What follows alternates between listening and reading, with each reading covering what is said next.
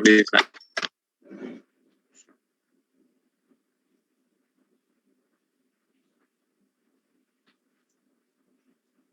Assalamualaikum warahmatullahi taala wabarakatuh. Bismillahirrahmanirrahim. Alhamdulillahi rabbil alamin. Allahumma salli ala sayyidina Muhammad abdika wa rasulika nabiyil ummi nuri wa ala alihi wa sahbihi wa barik wa sallim. Kullama dzakaraka dzakirun wa kullama ghafala an dzikrika al-ghafilun. Allahumma 'allimna ma yanfa'una wanfa'na bima 'allamtana wa zidna 'ilma warzuqna fahma wa faqihna fid din waj'alna minal mukhlasin al-mukhlisin. Allahumma iftah lana kulla khair min kulli khair fi kulli khair amma ba'd.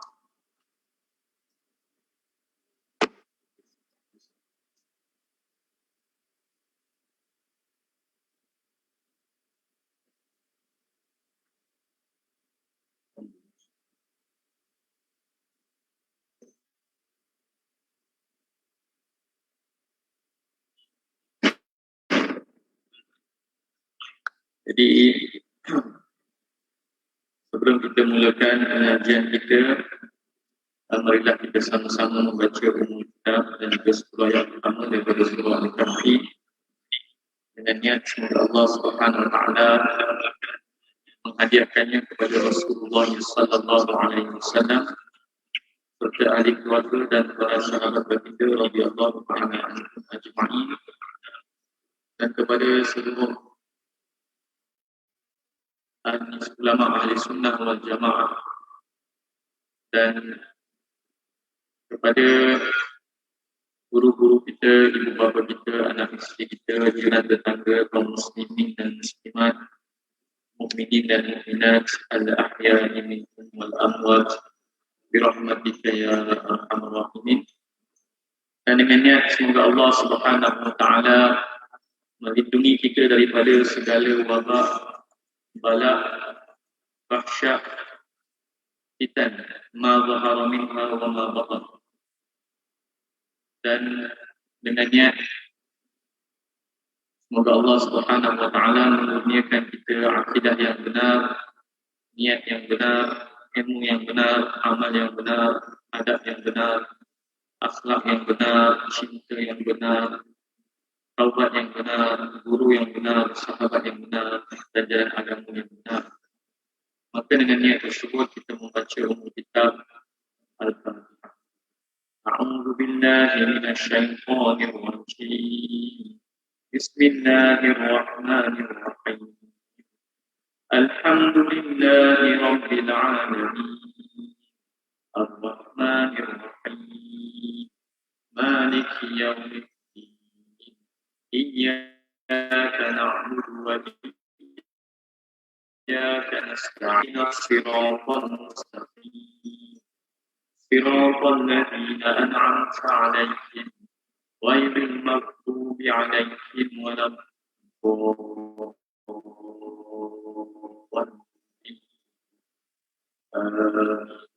Bismillahirrahmanirrahim. Alhamdulillahilladzi anzala 'ala 'abdihi al-kitaba yaj'aluhu 'iddan qayyiman liyunzira ba'san shadidan min ladunhu wa yubashshira al-mu'minina alladhina ya'maluna as-salihati anna lahum ajran hasanan makithina fihi abada wa yunzira alladhina qalu ittakhadha Allahu walada ma lahum bihi min 'ilmin wa la li'abaihim kaburat kalimatan takhruju min afwahihim in yaquluna illa kadhiba fala'allaka baqi'un nafsaka 'ala آثارهم إن لم يؤمنوا بهذا الحديث أسفا إنا جعلنا ما على الأرض زينة أنها لنبلوهم أيهم أحسن عملا وإنا لجاعلون ما عليها صعيدا أم حسبت أن أصحاب الكهف والرقيم كانوا من آياتنا عجبا إذ أوى الفتية إلى الكهف فقالوا ربنا آتنا من لدنك رحمة وهيئ لنا من أمرنا رشدا صدق الله العظيم.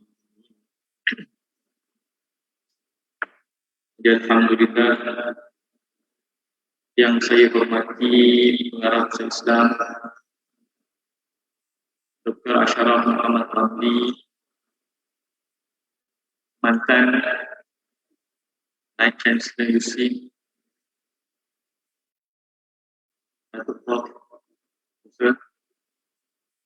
dan semua yang hadir, sama ada secara online ataupun secara fizikal di pusat Islam ini. Jadi Alhamdulillah, sekali lagi kita dapat berkumpul dan menyambung semula pengajian kita berkenaan dengan 40 hadis puasa dan Ramadan dengan nota ringkas fiqh mazhab Syafi'i dan fiqh perbandingan. Ini kita ada semuanya. Tadi saya ingat ada stok lagi, rupanya silap stok dah habis. Jadi insyaAllah kita akan print lagi dan akan berjualan dan semua keuntungan akan diberikan kepada Islam. Baik. Jadi tuan-tuan yang dimuliakan oleh Allah Subhanahu Wa Taala, kita telah pun membincangkan dalam setahun itu ada musim-musim ibadah. Ya, dalam setahun itu ada musim-musim ibadah. Allah menjadikan masa itu tidak sama. Maksudnya ada masa yang dimuliakan oleh Allah Subhanahu Wa Taala lebih daripada masa-masa yang lain, dan di antaranya adalah bulan Rajab, bulan haram, di mana dosa dalam bulan ini digandakan dan pahala dalam bulan ini juga digandakan. Dan ulama menyatakan bahawa bulan ini adalah bulan yang istimewa untuk bertaubat, bulan yang sangat istimewa untuk bertaubat.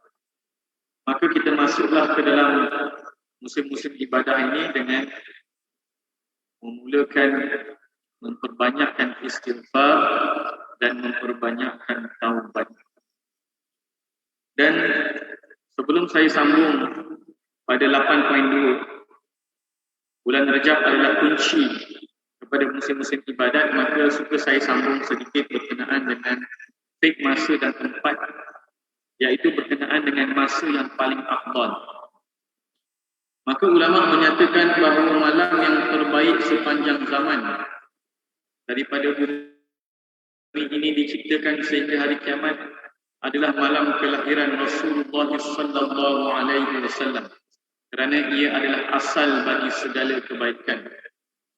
Kalau kita lihat apabila Sayyidina Adam radhiyallahu anhu, Nabi Adam alaihi salam diciptakan, maka Rasulullah sallallahu alaihi wasallam menyatakan bahawa beliau telah ditentukan sebagai penutup para nabi ataupun ditentukan sebagai nabi sebelum Nabi Adam alaihi salam diciptakan lagi. Dan kalau kita lihat, walaupun Nabi Adam AS yang pertama diciptakan, tetapi yang akan menjadi ketua di syurga, yang akan memiliki darjat yang paling tinggi di syurga di sisi Allah, yang akan memiliki pelbagai kemuncak kemuliaan di akhirat nanti adalah Rasulullah sallallahu alaihi wasallam, nabi kita sallallahu alaihi wasallam. Maka sebab itu, kalau sesiapa yang memahami kemuliaan-kemuliaan Rasulullah sallallahu alaihi wasallam sejak sebelum baginda sallallahu alaihi wasallam dilahirkan, ketika dilahirkan, selepas dilahirkan, selepas kewafatan, dan di akhirat nanti, dan di syurga nanti, maka dia akan mengerti bahawa di sebalik penciptaan Nabi Adam, maka maksud yang paling utama adalah penciptaan, kedatangan Rasulullah sallallahu alaihi wasallam. Sebab itulah walaupun Nabi Adam AS yang mula-mula diciptakan, ditempatkan di syurga, Tetapi nanti di akhirat yang menjadi penghulu manusia di syurga, yang akan memiliki tempat yang paling tinggi di syurga adalah Rasulullah sallallahu alaihi wasallam. Maka ulama menyatakan bahawa sesiapa yang mengkaji dan memahami kelebihan Rasulullah sallallahu alaihi wasallam, maka dia fahamlah bahawa di sebalik penciptaan Nabi Adam dan di sebalik penciptaan 7 petal langit dan 7 petal bumi dan di sebalik penciptaan alam ini adalah penzahiran kepada kemuliaan Rasulullah sallallahu alaihi wasallam.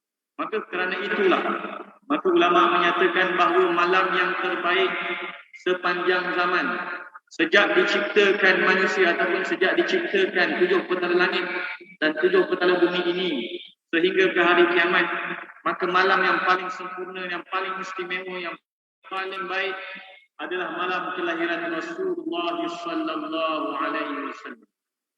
Tetapi fadilat malam ini tidak berulang-ulang. Kemuliaan malam ini tidak berulang-ulang. Tetapi harus dan sunat untuk kita mengingatinya kerana ia termasuk dalam penzahiran cinta kepada Rasulullah sallallahu alaihi wasallam. Kemudian ulama menyatakan bahawa malam yang kedua yang paling istimewa berlaku khilaf, sama ada malam Isra' dan Mi'raj ataupun malam Lailatul Qadar. Manakah yang lebih baik sepanjang zaman? Maka sebagian ulama mentahqiqkan masalah ini dengan menyatakan bahawa malam yang terbaik, yang kedua terbaik selepas malam kelahiran Rasulullah sallallahu alaihi wasallam bagi Rasulullah adalah malam Isra' dan Mi'raj. Kerana pada malam Isra' dan Mi'raj itu Allah Subhanahu wa taala menzahirkan kemuliaan Rasulullah sallallahu alaihi wasallam yang tidak pernah dizahirkan pada mana-mana nabi ataupun rasul sebelum itu. Sehingga malam Isra' dan Mi'raj adalah dalil yang sangat-sangat jelas bahawa Rasulullah sallallahu alaihi wasallam adalah penghulu dan makhluk Allah yang paling mulia.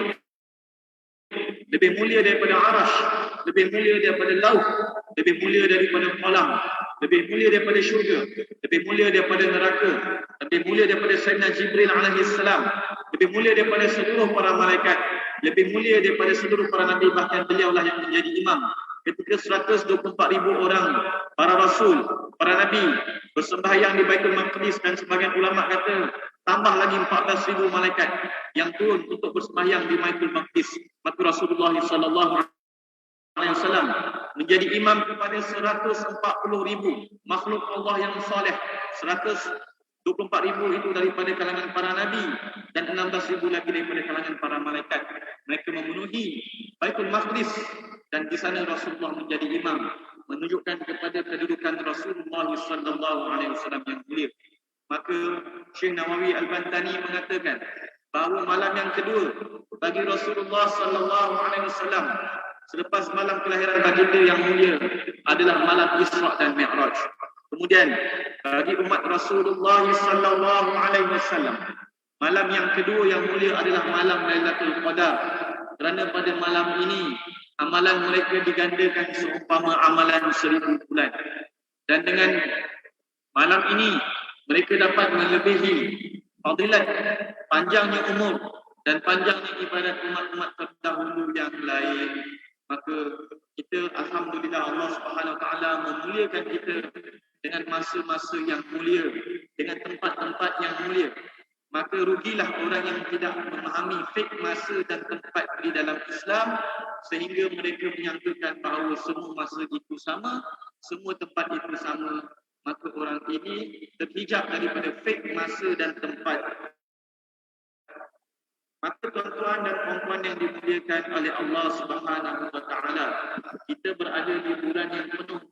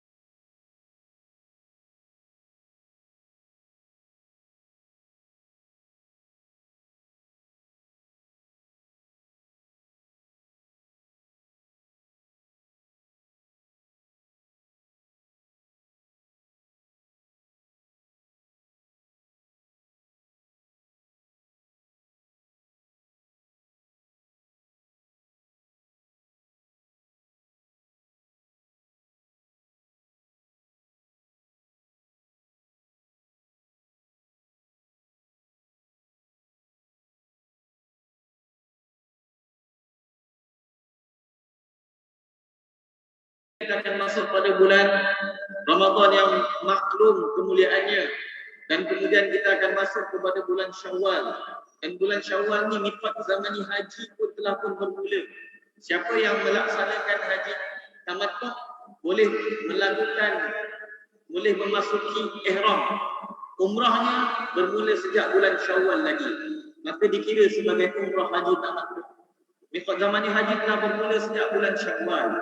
Kemudian bulan Zulkaidah juga akan merupakan bulan haram. Kemudian pergi pada bulan Zulhijjah yang penuh dengan hari-hari kemuliaan Allah Subhanahu wa taala. Sehingga kepada awal bulan Muharram dan bulan Haram keseluruhannya. Maka kerana itulah ulama menyatakan bahawa Syahrul Rajab miftahu ashhuril khairi wal barakah. Dan kata Imam Ibn Rajab Al-Hanbali lagi, qala Abu Bakr Al-Warraq Al-Barqi, telah berkata Al-Imam Abu Bakar Al-Warraq Al-Barqi, Syahrul Rajab syahrul lizar'i wa Sya'bana syahrul saqi lizar'i wa Ramadana syahrul hasadi lizar'i. Kata Abu Bakar Al-Warraq, bulan Rajab itu adalah bulan untuk bercucuk tanam, dan bulan Sya'ban pula adalah bulan bagi pengairan, untuk menyiram tanaman. Dan bulan Ramadan pula adalah bulan untuk menuai hasil tanaman. Maka hendaklah kita sejak bermula daripada bulan Rajab ini melatih-latih diri kita. Melatih-latih diri kita dengan ibadat-ibadat yang akan kita lakukan pada musim-musim ibadat pada masa akan datang. Sebab itu kita mulakan dengan beristighfar.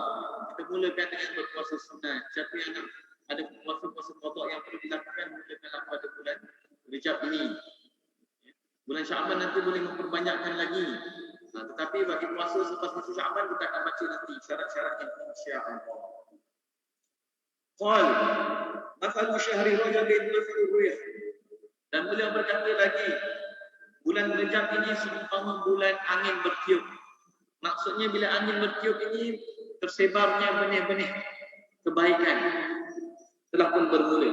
Sebab itulah awal malam Rajab adalah malam yang makbul padanya doa, seperti mana yang dinukilkan kepada kita oleh para ulama tabi'in seperti Umar bin Abdul Aziz, dan juga para ulama tabi'in seperti Imam kita Syafi'i, dan seperti para sahabat Abdullah bin Umar. Maka dinukilkan daripada generasi sahabat, generasi tabi'in, generasi tabi'in bahawa awal malam bulan Rajab itu mempunyai kelebihan yang istimewa di mana dimakbulkan padanya doa. Kemudian kata beliau lagi, wa masalu Sya'bana masalul ghaib. Dan seumpama bulan Sya'ban pula adalah bulan awan. Wa masalu Ramadan masalul qatr. Dan bulan Ramadan itu adalah seumpama hujan. Wa qala ba'duhum. Dan kata sebagian ulama lagi, as-sanatu mithlu syajarah. Satu tahun itu seumpama pokok yang tumbuh. Wa syahru Rajab ayyamu tawriquha. Bulan Rajab itu adalah bulan ia mengeluarkan daun. Wa Sya'bana wa syahru Sya'bana, ataupun wa Sya'bana boleh, tak ada masalah. Boleh baca Sya'bana boleh. Wa Sya'bana ayyamu tafri'uha. Dan bulan Sya'ban itu adalah hari di mana pokok tersebut mengeluarkan cabang.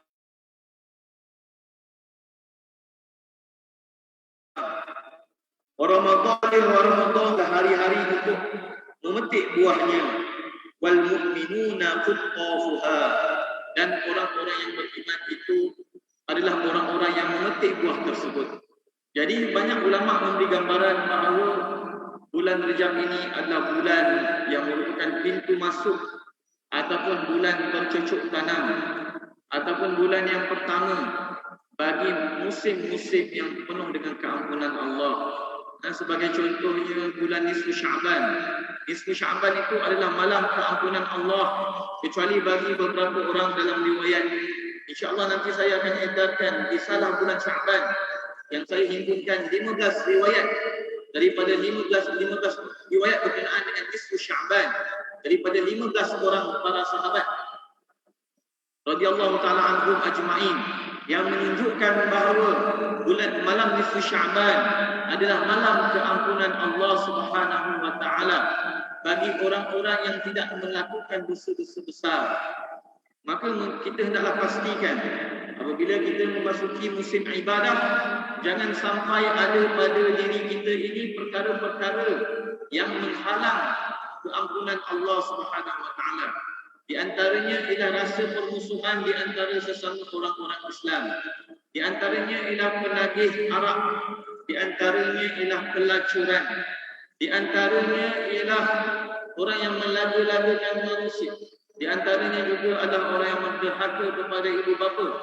Di antaranya juga adalah orang yang memakan harta-harta yang haram.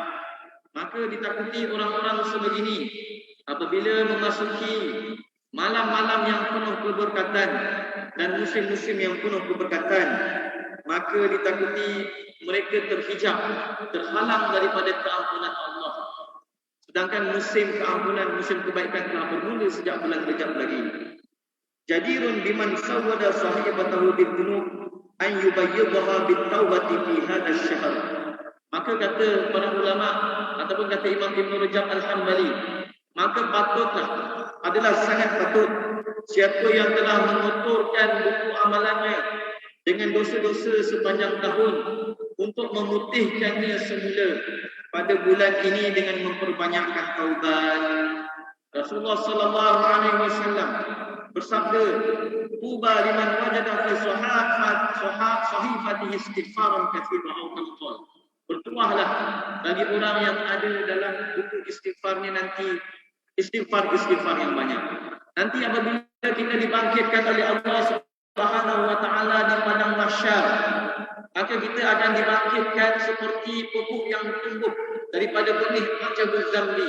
Kalau para nabi alaihi wassalatu wassalam, mereka akan dibangkitkan daripada kubur mereka seperti orang yang bangkit daripada tidur. Kerana apabila berlakunya hari kiamat, ada 9 perkara yang tidak akan hancur, iaitu yang disebut sebagai kerajaan Allah. Antaranya Arash tak akan hancur ketika berlakunya kiamat. Lauh tak hancur, Qalam tak hancur, kursi tak hancur, syurga tak hancur, neraka tak hancur, bidadari tak hancur, jasad para nabi tak hancur, Ajabul Zambi, benih kejadian manusia juga tidak akan hancur. Tetapi manusia itu dibangkitkan macam pokok, para nabi itu dibangkitkan macam orang bangun tidur. Jasad mereka tidak hancur. Maka apabila kita dibangkitkan di akhirat nanti akan datang satu, bila dibentang di padang mahsyar, maka akan datang hujan awan.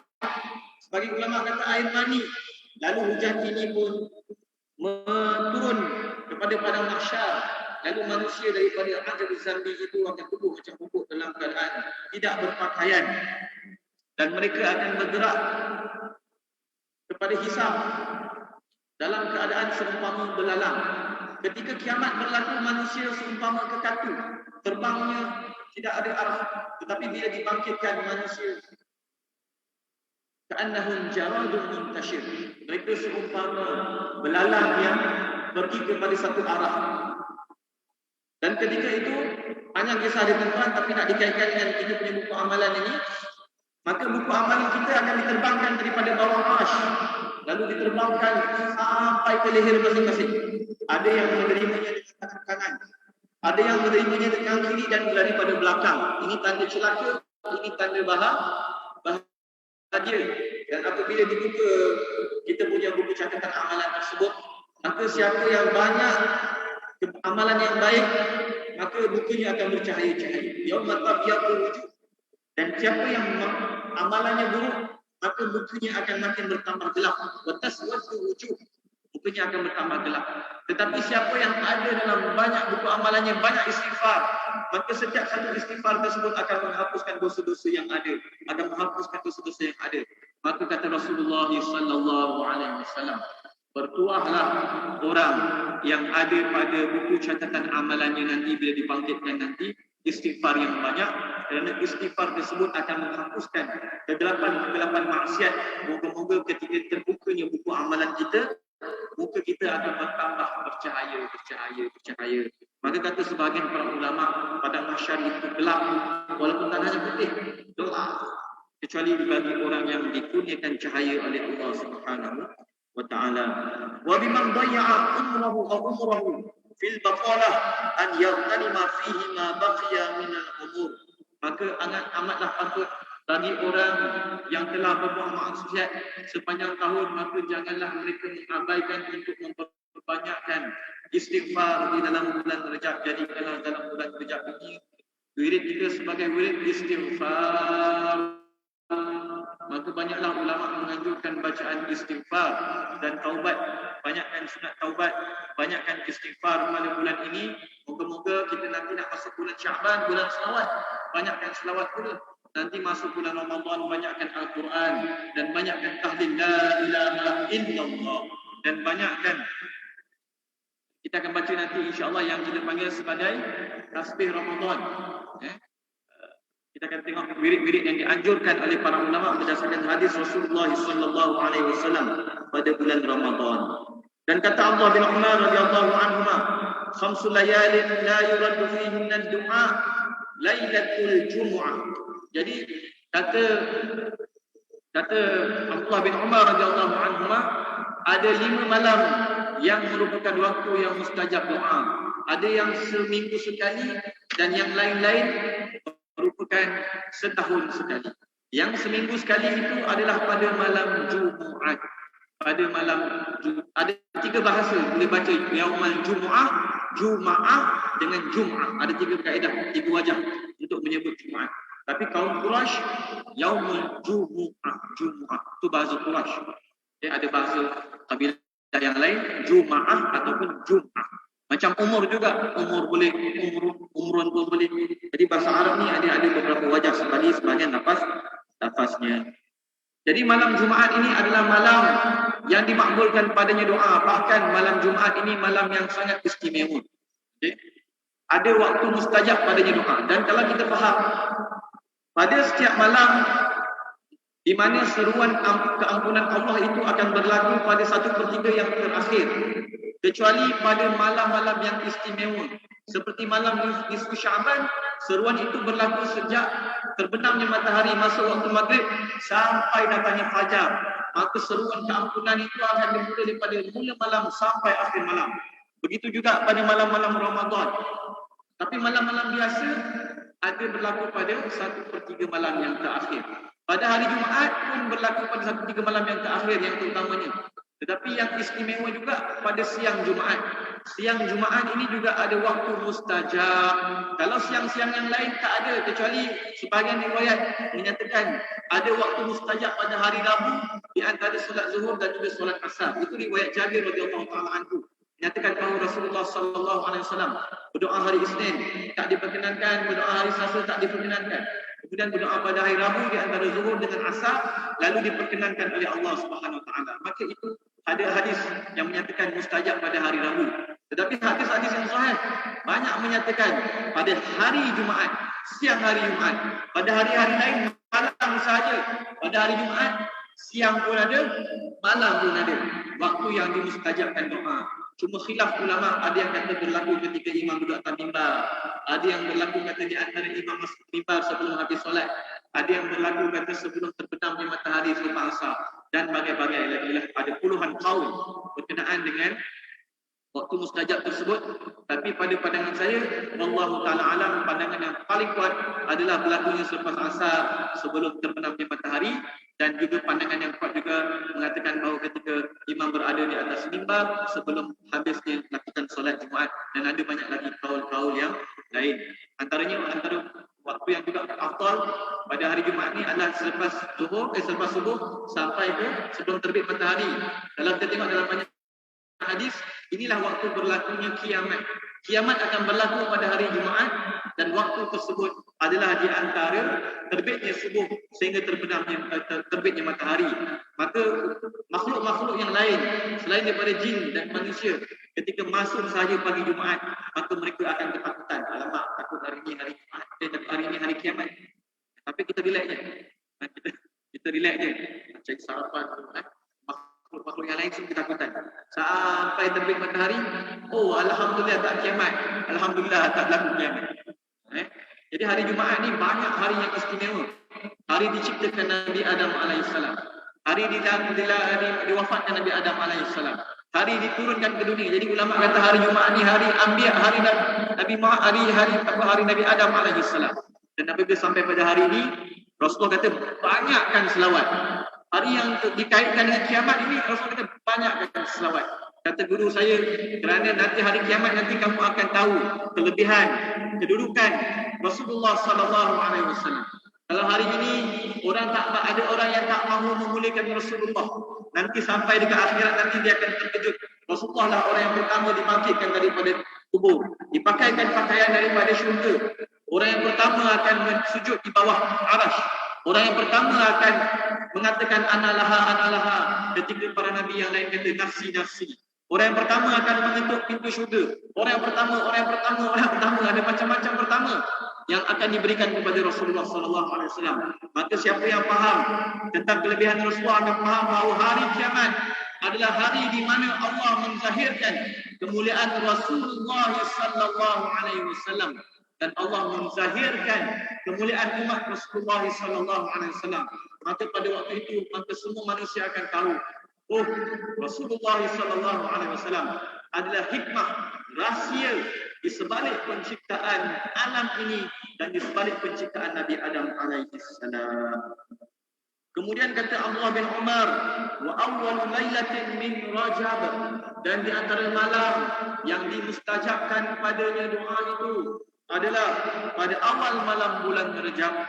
Dan kemudian walailatul nisfi min Sya'ban, dan kemudian malam nisfu Sya'ban, dan kemudian kata beliau walailatul Aid, dan dua malam hari raya Aidil Fitri dan hari raya Aidil Adha.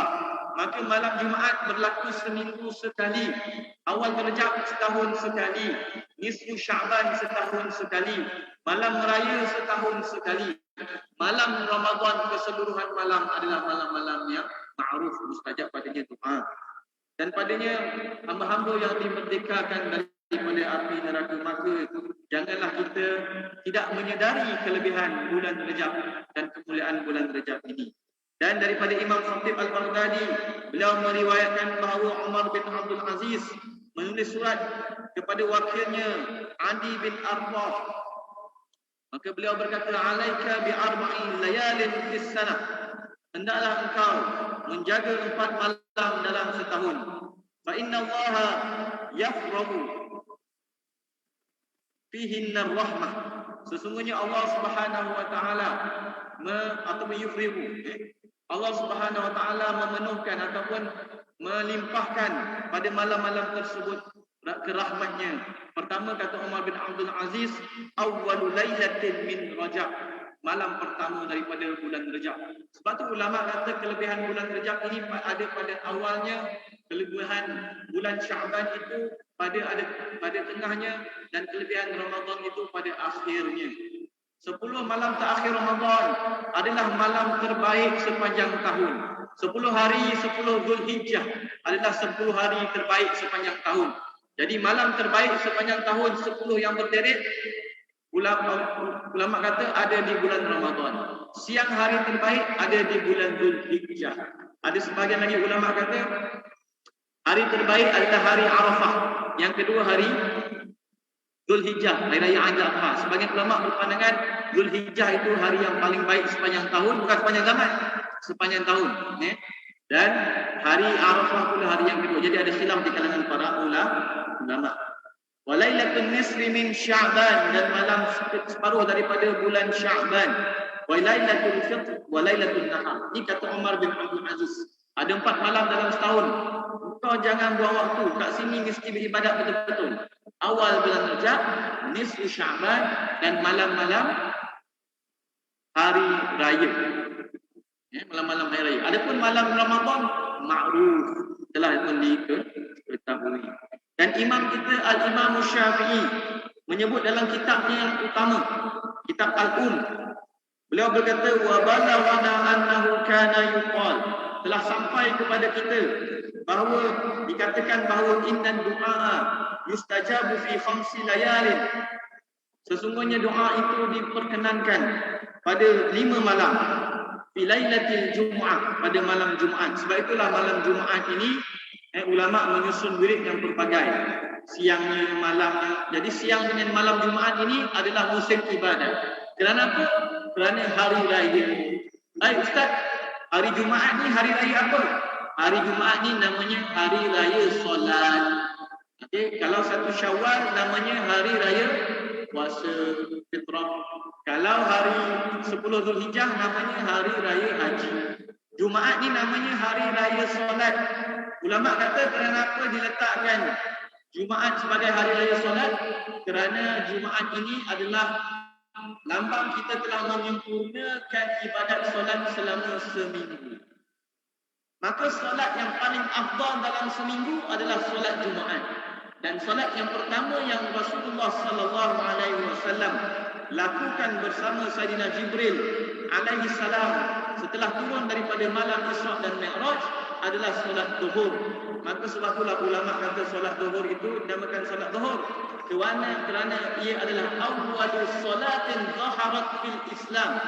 Dia adalah solat yang pertama yang lahir dalam Islam. Jadi bila kita mula melakukan solat zuhur, maka sebab itu Jumaat itu diletakkan pada zuhur. Dan oleh kerana Jumaat itu adalah hari raya solat, maka penutupnya subuh fardu secara berjemaah adalah solat yang kedua yang terbaik dalam seminggu. Kata Rasulullah sallallahu alaihi wasallam, solat yang paling baik adalah solat subuh secara berjemaah pada hari Jumaat. Ulama kata kenapa? Kerana ia adalah penutup bagi amalan solat. Jadi solat Jumaat itu adalah pembuka bagi amalan solat. Solat subuh hari Jumaat adalah penutup bagi amalan solat. Maka sebab itulah hari Jumaat ini dinamakan sebagai hari raya solat. Rasulullah sallallahu alaihi wasallam juga menyatakan bahawa Allah menjadikan hari Jumaat ini sebagai hari raya. Hari raya apa tuan-tuan? Hari raya solat, hari raya ibadat solat. Jadi kita merayakan penyempurnaan ibadat solat selama seminggu pada setiap hari Jumaat. Kerana itulah banyak keistimewaan yang Allah letakkan pada malam Jumaat dan pada siang Jumaat. Ya. Dan kata Imam Syafi'i lagi,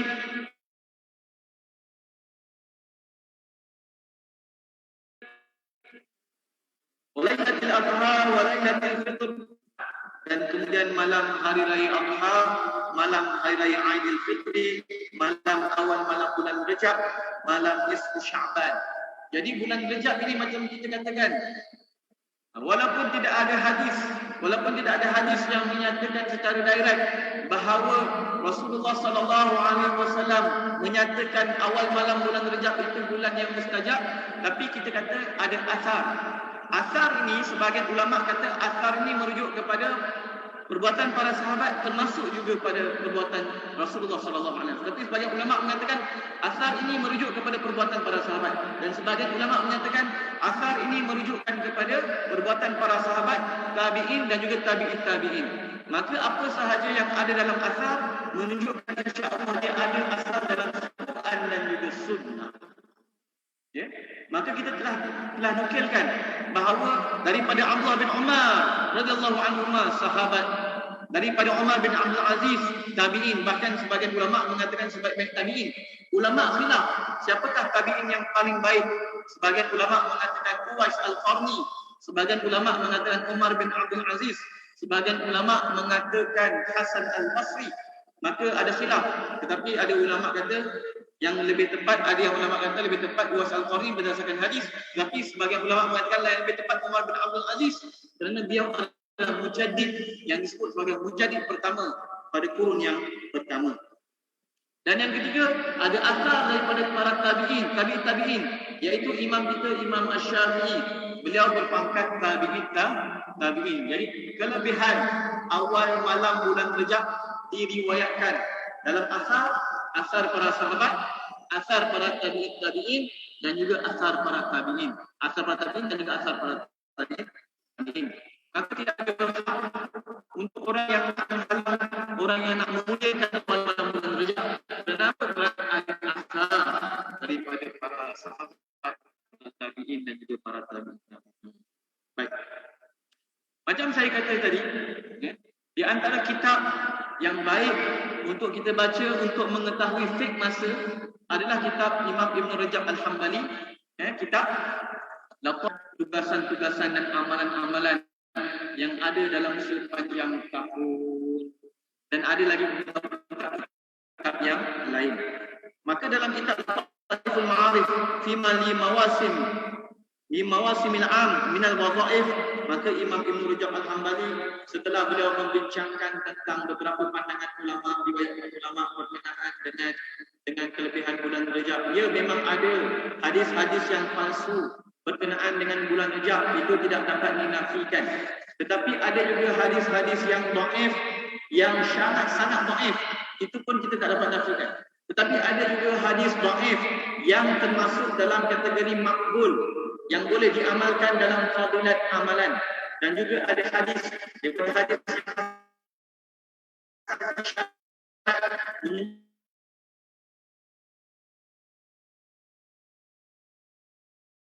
menunjukkan kepada kemuliaan bulan Rejab. Maka bukanlah ulama-ulama yang memuliakan bulan Rejab itu mengambil hadis-hadis palsu. Hadis-hadis mereka bersandarkan kepada hadis-hadis yang makbul dalam fadilat amalan. Dalam fadilat. Tapi kita akan berhenti menutup perbincangannya bahawa bulan Rejab ini ada kemuliaan. Bahkan ulama besar Al-Waliyul Kabir Al-Syaikh Muhammad Amin Al-Kurdi Al-Syafi'i Al-Ash'ari An-Naqsyabandi, antara ulama besar Mesir, bahkan Azhar, daripada zamannya juga mengarang kitab kelebihan bulan Rejab. Jadi janganlah diperlekehkan, ditakuti kita akan terhijab daripada kemuliaan-kemuliaan dan kelebihannya.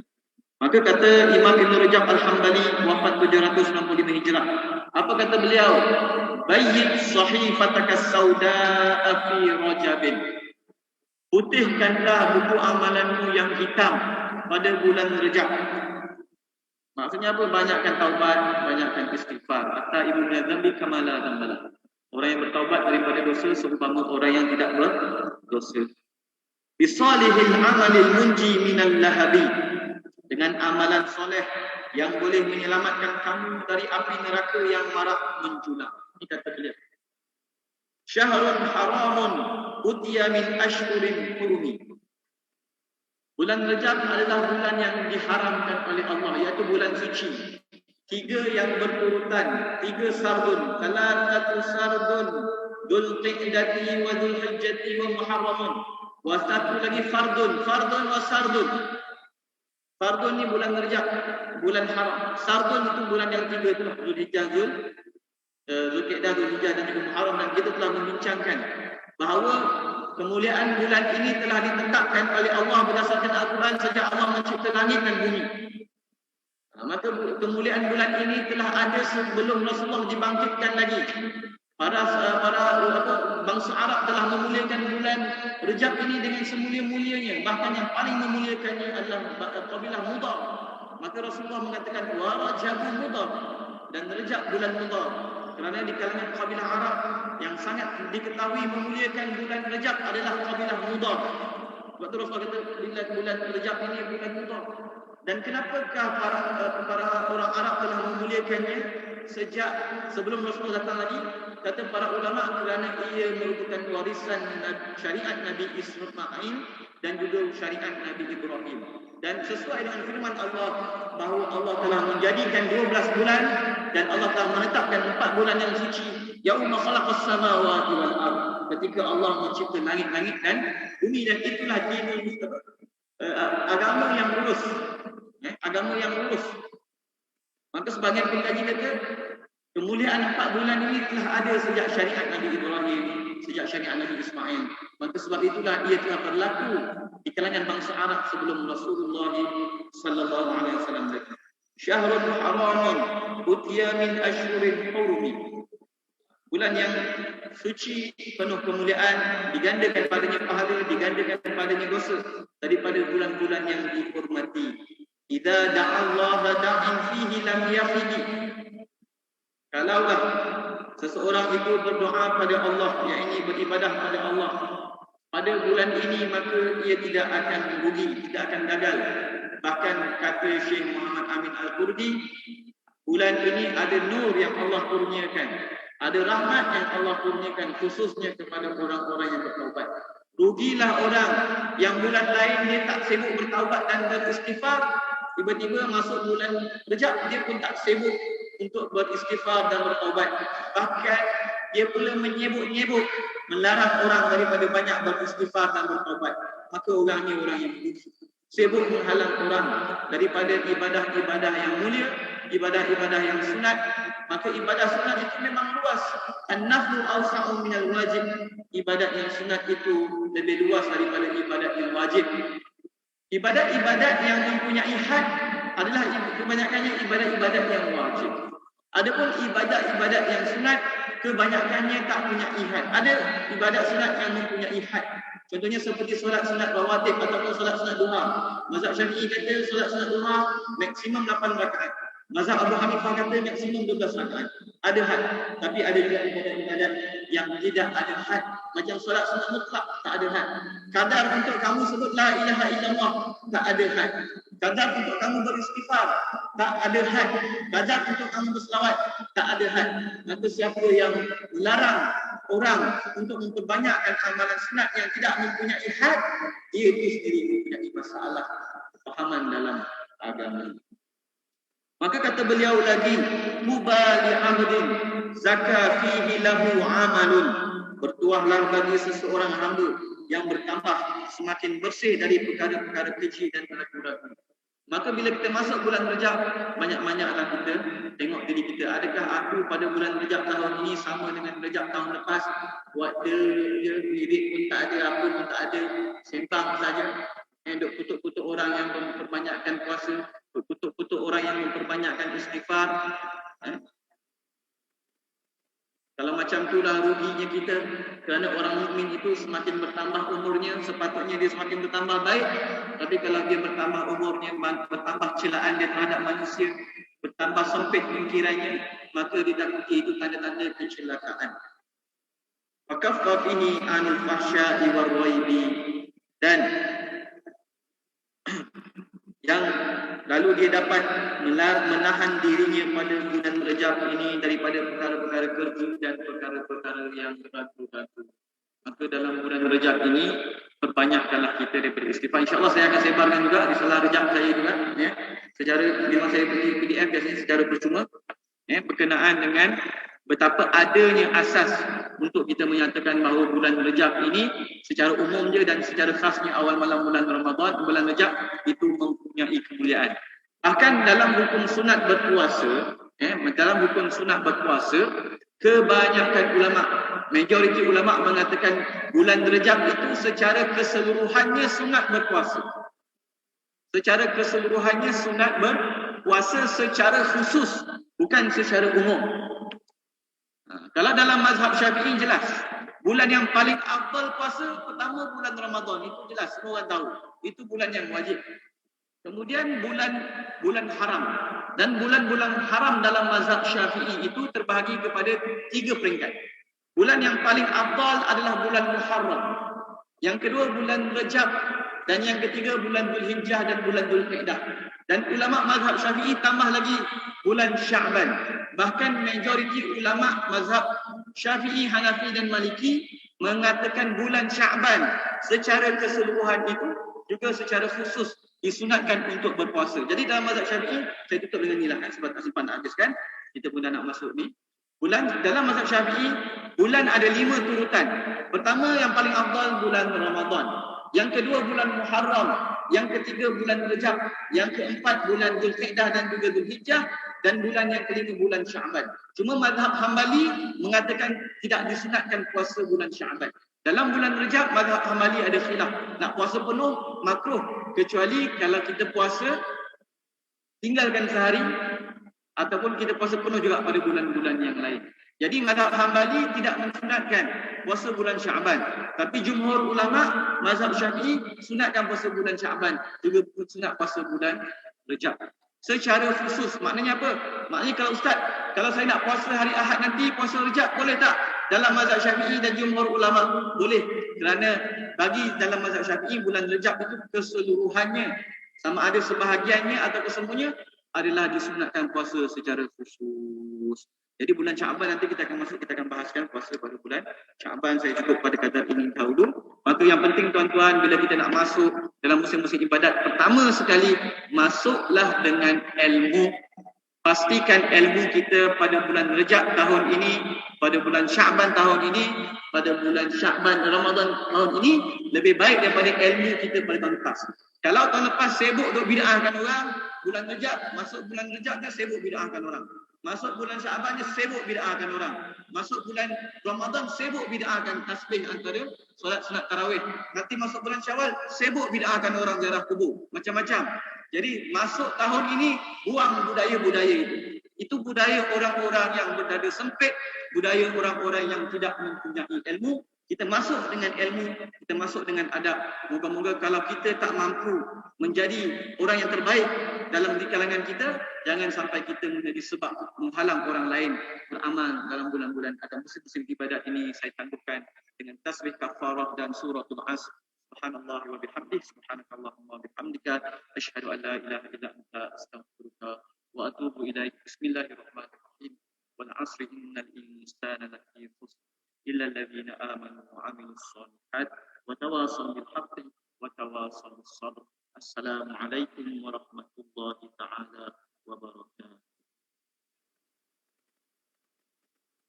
Waalaikumsalam warahmatullahi wabarakatuh. Terima kasih kepada Muhammadiyah dan atas upaya kuliah untuk program dalam ukuran Islam.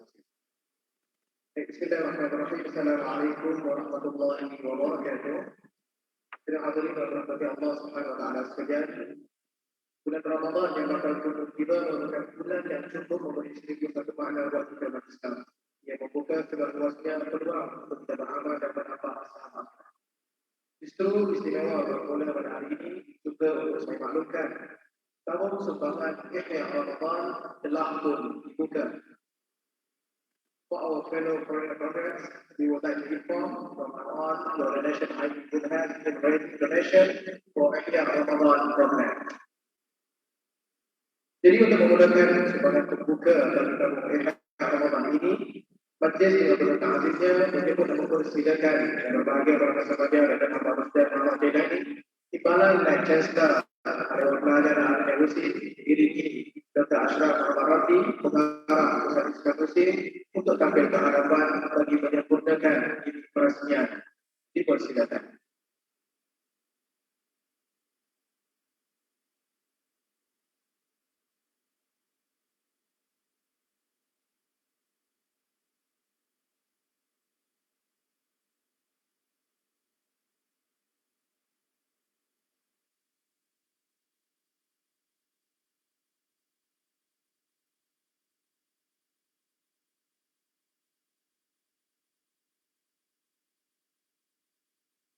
Dengan sempurnanya peresmian itu tadi, maka bermulalah kutipan bagi tabung Ihya Ramadan. Terima kasih ucapkan kepada Tuan Dirata dan atas ini peresmian tadi. Mudah-mudahan segala sumbangan yang disampaikan oleh bantuan selepas ini diterima oleh Allah Subhanahu wa taala. Sekian, terima kasih.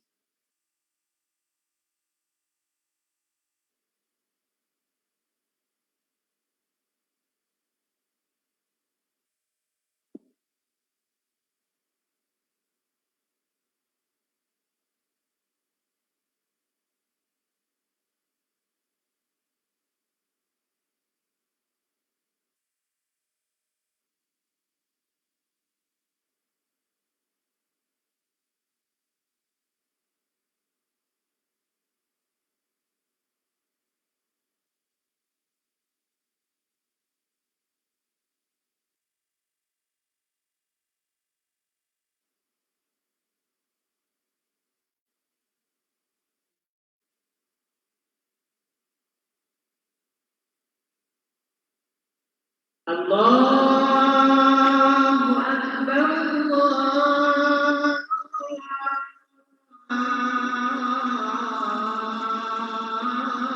Allahu Akbar.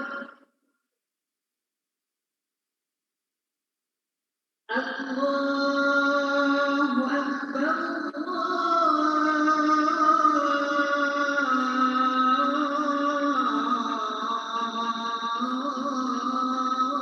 Allahu Akbar.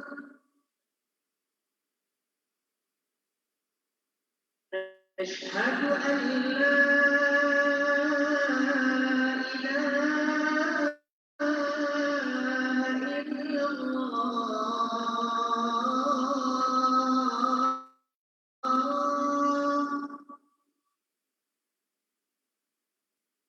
أشهد أن لا